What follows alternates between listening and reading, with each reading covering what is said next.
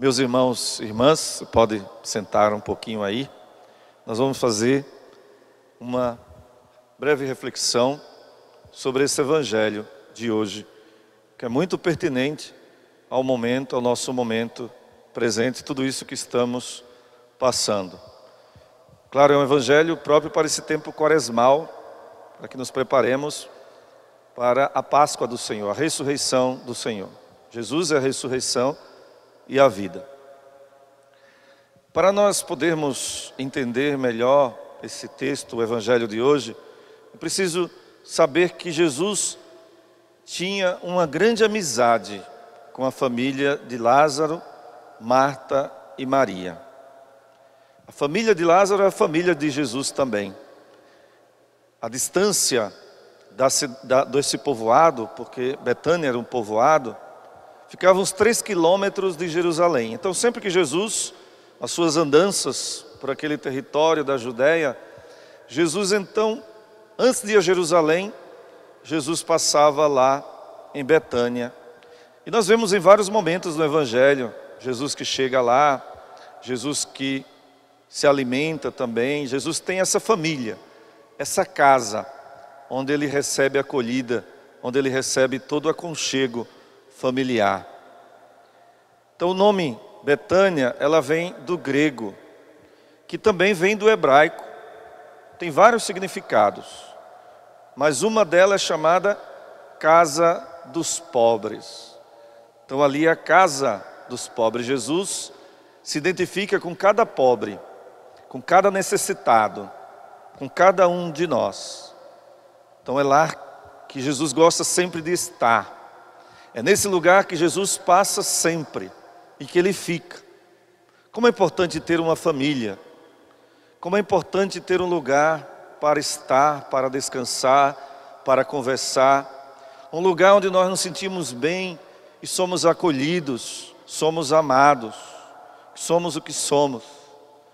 Jesus tinha esse lugar, na correria do dia a dia, nas dificuldades do dia a dia, nas provações, na evangelização. Jesus sempre parava ali e era bem acolhido. Não esqueçamos jamais, meus irmãos, da nossa família, da nossa casa. E nesse momento agora em que todo mundo está dentro de suas casas, não esqueça do seu pai, da sua mãe, não esqueça dos seus avós, não esqueça das pessoas mais idosas, principalmente elas, que estão tão solitárias, tão sozinhas. Essa missa das 5 horas geralmente tem muitos idosos aqui. E é uma tristeza não vê-los aqui na igreja. E ofereço e apresento a Deus essa Santa Missa por cada um deles. Muitos estão com medo, assustados. Que Deus abençoe e console o coração desses nossos idosos. Você que está me ouvindo em casa, também, que é idoso, Jesus está com você nesse momento. Jesus está ao teu lado, você não está sozinho. Não podemos esquecer deles. Dói meu coração ver e saber que muitos idosos estão sozinhos. E muitos outros por aí contaminados e a sua família não pode estar presente. Muitos nos hospitais. Nenhum familiar perto, nenhum familiar presente. Mas Jesus está lá, do lado de cada um deles. Então as irmãs de Lázaro, elas mandaram dizer a Jesus: Senhor, aquele que amas está doente. Jesus estava distante. Eis o nosso drama. Jesus era muito amigo de Lázaro, de Maria e de Marta. Mas Jesus ainda ficou 2 dias no lugar onde estava. Por quê? Por que Jesus ficou lá? A atitude de Marta e de Maria não foi de desespero, quando mandou dizer a Jesus, mas foi por causa da amizade, do carinho que tinha. Elas buscaram conforto em Jesus. Elas estavam sofrendo. Lázaro estava doente, quase morrendo. Tem hora que a dor bate em nossa porta. Tem hora que a cruz pesa mais. Mas por que Jesus demorou tanto? Ontem nós vimos o Papa Francisco nos falando sobre o Evangelho lá na barca que os discípulos estavam pescando, de repente veio aquela agitação, uma tempestade muito grande, e Jesus continuou na barca dormindo. E que eles foram lá falar com Jesus: Senhor, tu não te importas que nós, essa tempestade nos afunde, vire a barca? Então, às vezes também, nós vamos até Jesus e questioná-lo também, como Marta, como Maria, falar com Jesus. Então queremos que o Senhor nos socorra logo, que Ele venha logo nos ajudar. A mensagem das irmãs de Lázaro, dirigida a Jesus, pode ser também a nossa oração hoje. Senhor Jesus, aquele que Tu amas está doente, aquele que Tu amas está drogado, aquele casal está sem nenhuma harmonia, estão quase se separando, aquela família está cheia de brigas e de desunião, aquele meu irmão, meu filho, meu marido, minha esposa que Tu amas, está sem muito ânimo, está deprimido, está nervoso.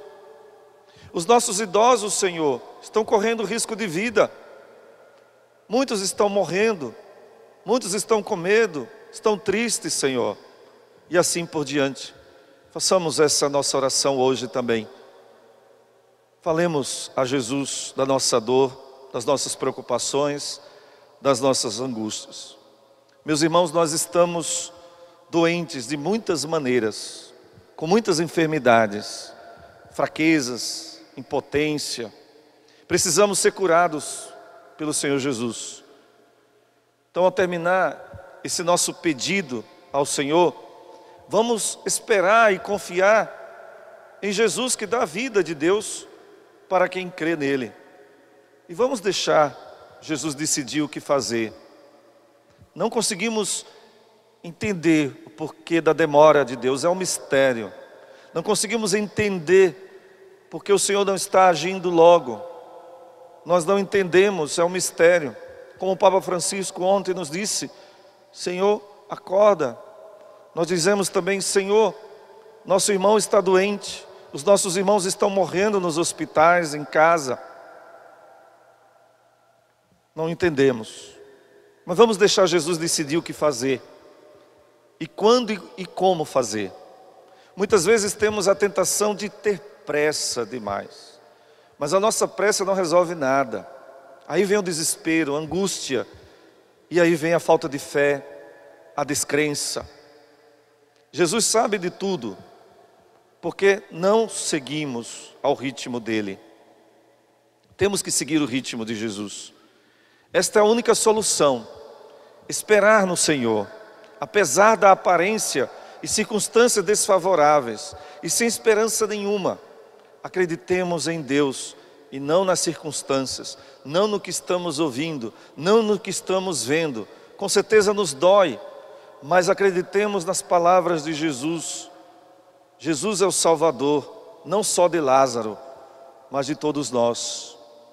Nossa total confiança no tempo quaresmal é esta: Jesus nos ama, Jesus te ama. Somos enfermos sim, mas somos amados por Ele. Os nossos irmãos doentes estão enfermos sim, mas Jesus está lá com ele. Jesus consola eles. Digamos ao Senhor, como Marta: Senhor, se estivesses aqui, meu irmão não teria morrido. Façamos esse ato de fé, não de desespero, mas da confiança. Quando Jesus chegou então a Betânia, fazia já 4 dias que Lázaro havia sido sepultado. 4 dias. Então, segundo uma crença dos rabinos, amplamente difundida entre o povo, a alma do defunto permanecia durante 3 dias, rondando o sepulcro. Depois ia embora, e não havia mais esperança alguma de vida. Então, 4 dias depois da morte representa então o fim de todas as esperanças de vida, pois o cadáver iniciava a sua decomposição. Então é preciso adaptar-se à situação. Alguém diz: Senhor, já cheira mal, está morto há 4 dias. Diz Marta: Então, há 4 dias já está morto, então não existe mais esperança, só morte. Só morte, não existe mais esperança. Mas aí é que está, quando tudo parece morte, quando tudo parece vazio, quando tudo parece que não tem solução, não tem mais jeito, aí chega Jesus, que é a vida, e transforma todas as situações de morte. Jesus nos traz esperança, Ele nos dá esperança, Ele é a esperança. O que quer nos dizer essa passagem? A maioria dos seres humanos estão mortos, em graus diferentes. De uma ou de outra forma perderam seus sonhos, suas ambições, seus desejos de uma vida melhor. Eles se estabeleceram em uma vida de mediocridade, dias de desespero e noites de insônias e de lágrimas. Não são mais que mortos vivos. Quantos mortos vivos por aí? Pessoas sem esperança, sem sonho, sem ideais, confinados em seus próprios cemitérios, cemitérios de suas escolhas. Deus não nos fez para essa morte, Deus não nos fez para morte nenhuma, Deus nos fez para a vida. Mas eles necessitam sair desse estado. A exemplo de Lázaro, que voltou a viver depois de 4 dias do túmulo, quando não havia mais esperança. Todos podem regressar da morte para a vida. São várias as situações de morte. O medo que nos paralisa, as preocupações que nos impedem de confiar em Deus, o ódio que nos envenena e que mata o nosso irmão em nossos corações, o egoísmo, a mentira, as drogas, a pornografia, a infidelidade, tantas coisas. São situações de morte que mata, que nos mata. Quantos mortos temos por aí?